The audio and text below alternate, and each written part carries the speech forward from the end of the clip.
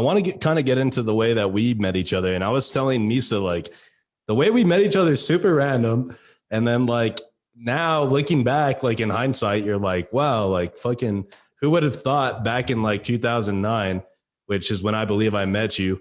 Who would have thought that like, like 11 years later down the road, like we would like be able to reconvene in a setting like this where we're doing a fucking podcast. You know what I mean? And honestly, we just turned on the fucking Zoom meeting and we were like, hey, what's up? What's up? Yeah. Let's go. Yeah, let's start this up right now. There was like, no, like, cause I mean, we talked through text, but like we were just texting like in regards to this or like scheduling this. And before I hadn't talked to Casey in like fucking 10 years because she was just doing her thing, but I had followed her like since way back on Facebook and I had her on IG. So like, there's always been that connection, but the way we know each other, guys, is we used to work at DC Shoes at the outlet mall, which is no longer there. The store is no longer there. The outlet mall is still there. Don't panic, people. Don't get chill out. The store's out there. If I remember correctly, like you knew like Ray Corona, right? Is that how you fucking got there? Is that how that worked? Or Tony? No, I didn't know anyone. Oh, you didn't know anyone? I don't know if you remember, Jessica Salvi came in. So she worked there for a little bit. So she went and worked there. So she was our goalkeeper. And she's like, oh, I'm going to go apply to DC Shoes. And that's what I was going to say. My mom's like, you got to get a job. And I was like, all right, sweet, I'll get a job. Yeah, Courtney had a friend that worked there too, but she also played soccer. Oh. I remember that. And I forgot. Yeah, I forgot her name. What was her name again? Jessica Salvi. Jessica. Okay. Yeah. What's up? Okay. So we started working there, and I think you were working there before me, right? I think so. And then you got hired, and man, we worked, I think only not too long together at DC. And then I got moved over to Quicksilver. They brought me over to Quicksilver. So I just went across the way to Quicksilver. Across the way. Yeah. Yeah, back in the day, Quicksilver was also at the outlet, and they were like the parent company to DC Shoes. So, like we knew like everybody that worked at Quicksilver, and everyone that worked at Quicksilver knew us. So it was like a big mingling of people. But I remember like, and I don't even know how this started, but we would like grapple each other. Like I don't even know where I got this idea, because like I knew you were fighting back then. Yeah. And I was like a senior, like I had just gotten out of high school. Like I was just like fucking being dumb or whatever. And then I don't know why. Fights with people, dude, just like that. And you picked on Courtney. I think he was like, I think he said, I don't think you can take me down. And I was like, I can take you down.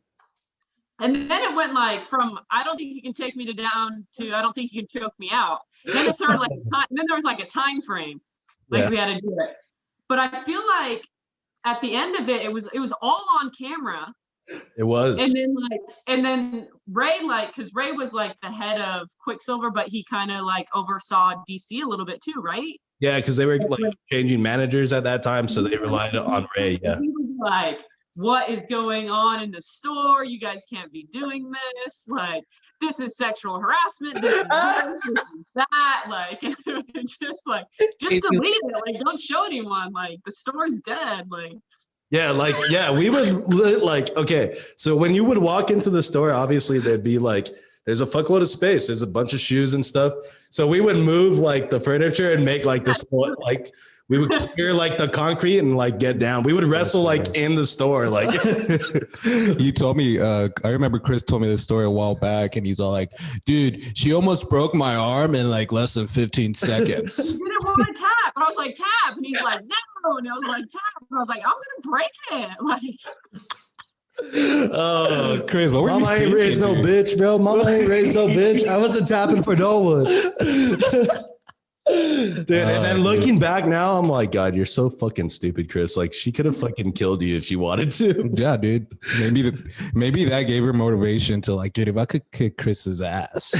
I kick Chris's butt. Yeah, I definitely can. I can do this for a living for sure. Yeah, well, she was like, oh, I beat competition. Yeah. She straight up roasted me right now. But for real, like, shout out to all like the DC Quicksilver crew, fucking Tony Adan, fucking Ray Corona, fucking Rigo. Do you remember Isaac, big tall ass Isaac? Yeah, big tall Isaac. Yeah. Yeah, like I feel like who was the white guy at that was Ray's best friend. Oh, fucking Roseberg. Remember what his last name? Like Roseberry or something like that? Chris, yeah. Chris and Sean also. That was another fucking guy that was there. But yeah. Oh, Sean, the stoner kid. Yes. Yeah, there's always gotta be one else. Yeah. I love that kid. He was the best. He's like, oh, I'm just gonna price override this. Price override. He was just changing the prices of whatever he wanted. I wonder why that store went out of business. Like, Jesus Christ. I mean, people getting choked out, running up the lawsuits waiting to happen all over the fucking Just waiting to happen. Yeah, that's funny.